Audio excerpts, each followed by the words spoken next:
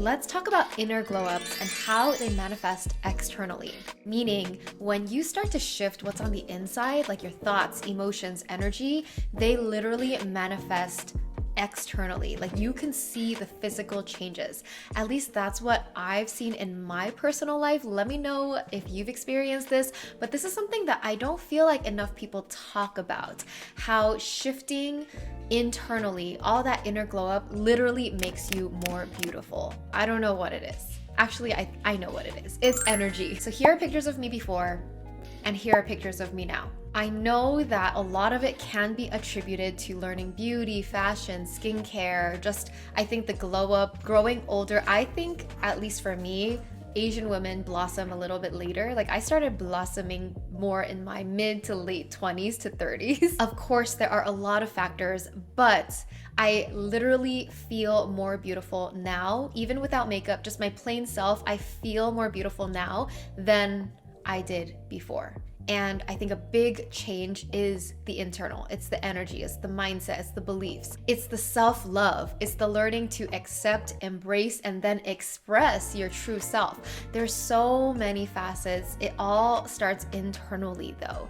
Like if you don't feel good about yourself, you're not gonna take care of yourself, and then you're not gonna put effort into wellness and skincare and learning all these other things to make yourself feel good, feel like your best self. So today, let's talk about the 7 things that I've done to shift internally that contributed to my glow up. The first shift that I made that completely transformed my life, inner glow up to external glow up, is I began to listen to my heart and intuition. I began to honor myself and started living for myself. This is huge. I talk about my story as if there's kind of like this divide, and this divide was around age 20 for me. I was about junior to senior year of college. So pre-age 20, I call my autopilot years. And what I mean by that is I lived for others. I did what others told me to do. I was very just like follow the path that others told me to go. And I was operating from just that level of social, societal conditioning, like being the person that my parents wanted me to be, trying to do well in school, and not really too much thinking for me. And then I had this mental breakdown, just lost in life few years, where I started to question everything, and I started to question, what do I want in life? What do I want to do?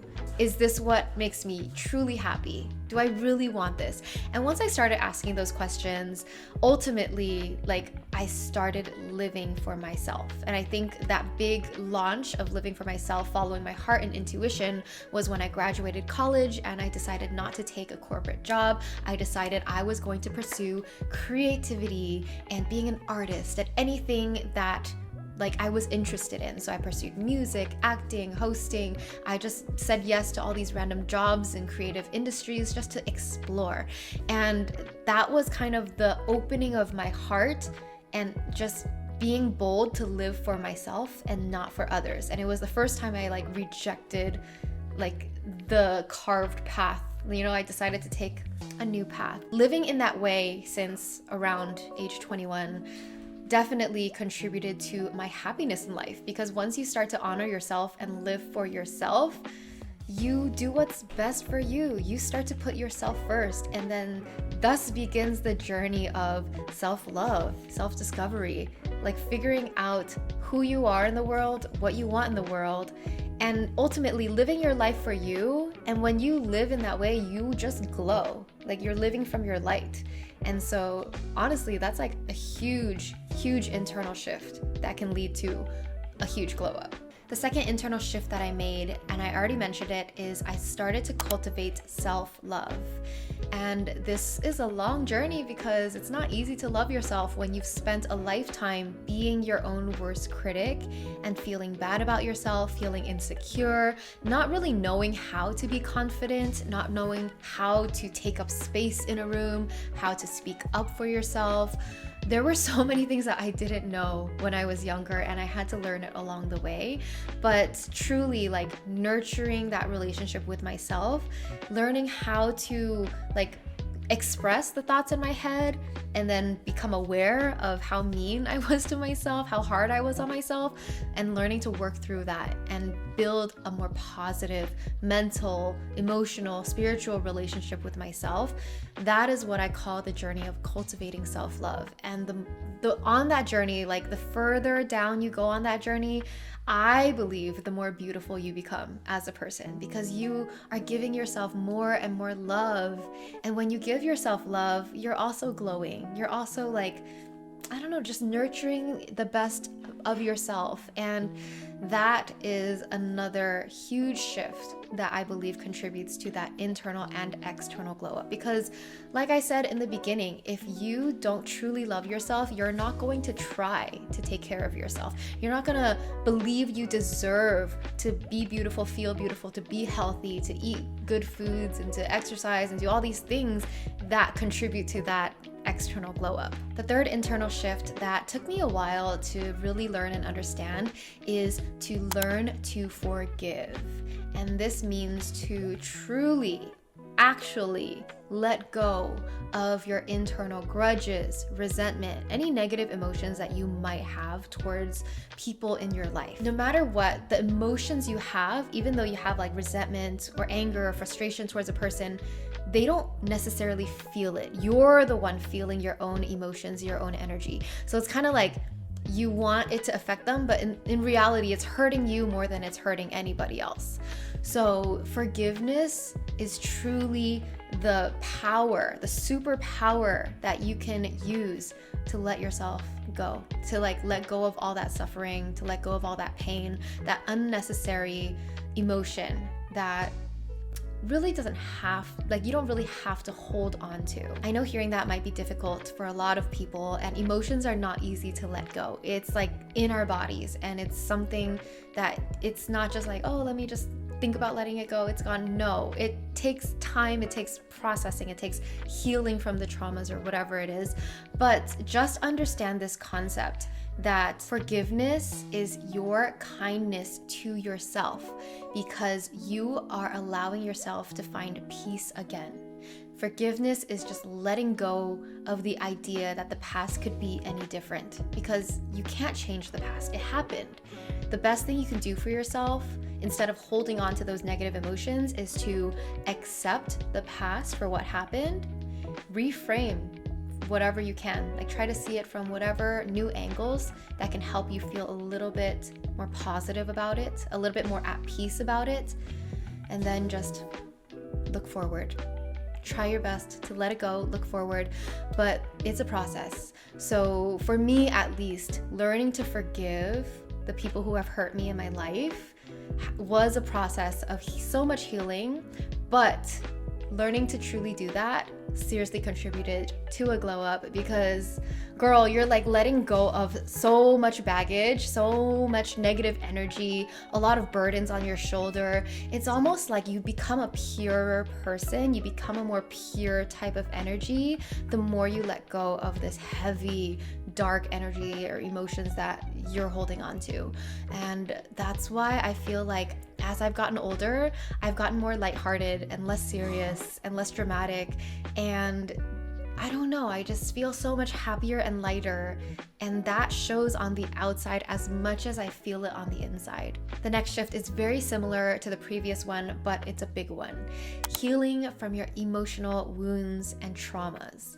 So the process of processing your trauma, healing from it, whether it's through therapy like mental talk therapy, journaling, or whether it's through more spiritual or holistic methods and modalities. Like, I've tried a lot of things for healing, like breath work has been really transformational for me. Like, it's called holotropic breath work or shamanic breath work.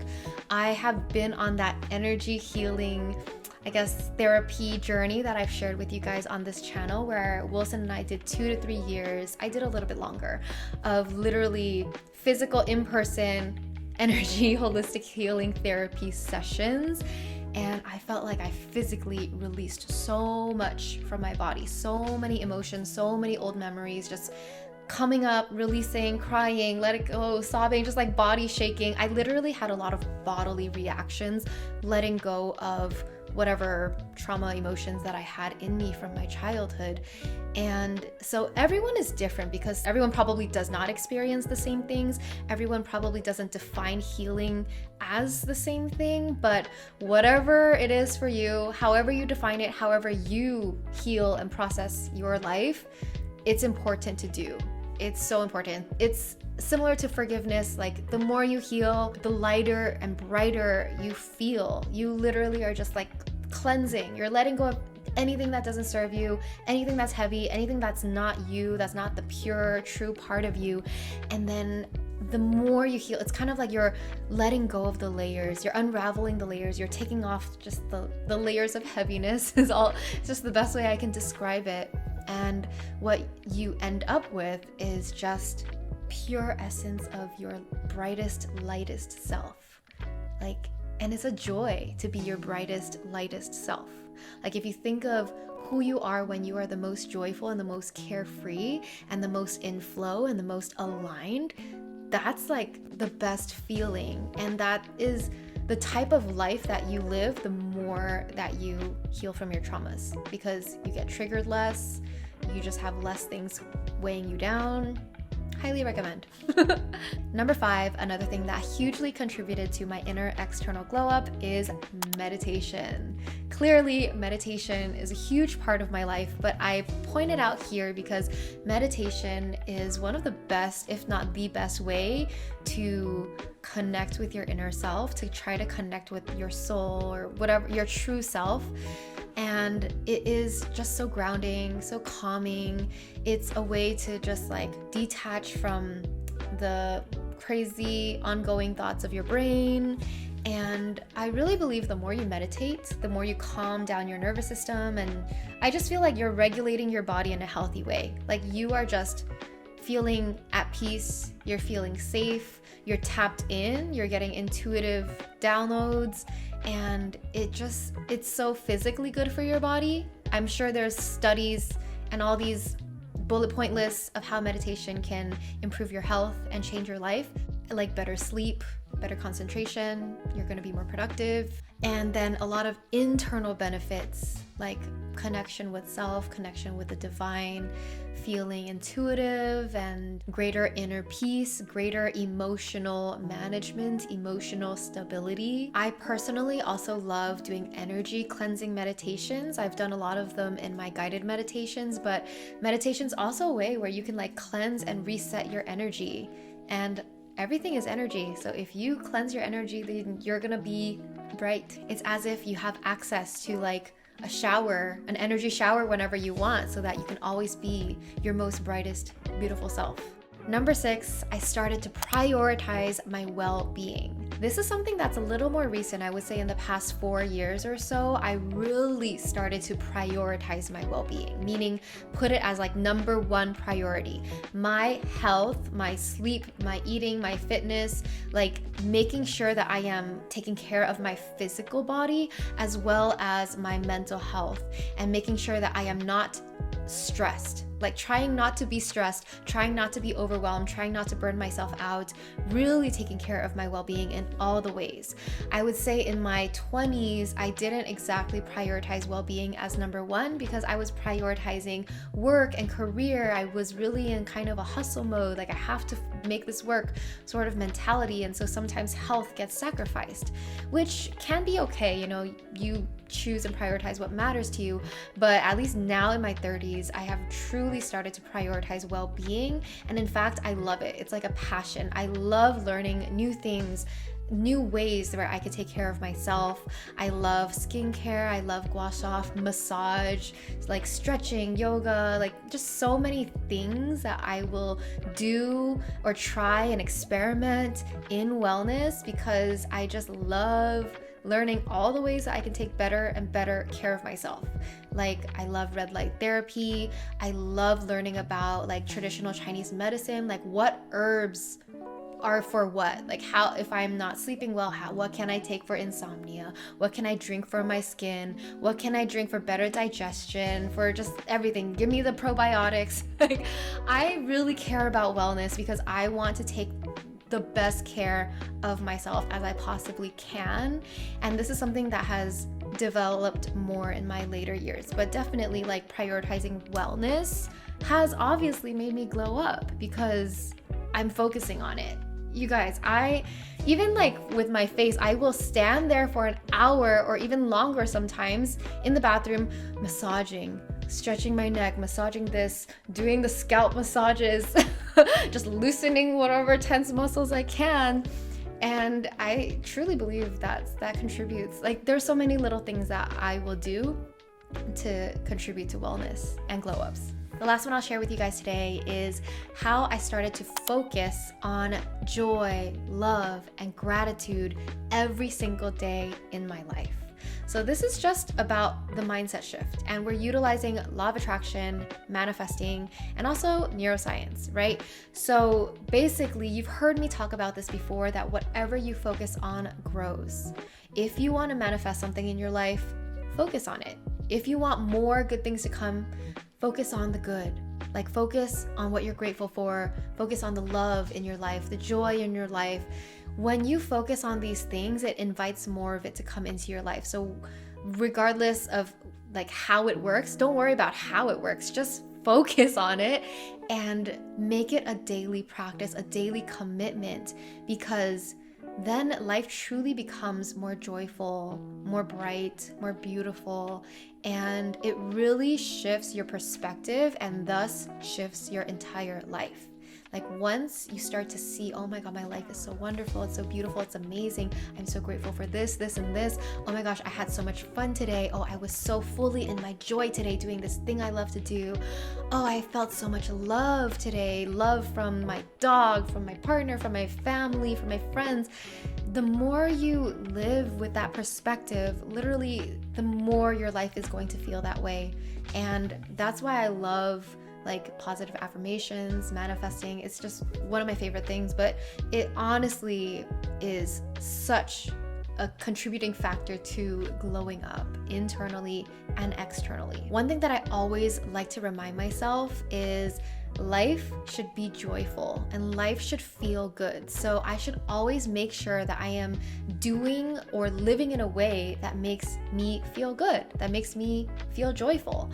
And it's such a simple concept, but it applies to everything. And it can be so life-changing if you truly think that way and you truly prioritize joy, prioritize feeling good in your life, prioritize like not sacrificing yourself, not suffering too much.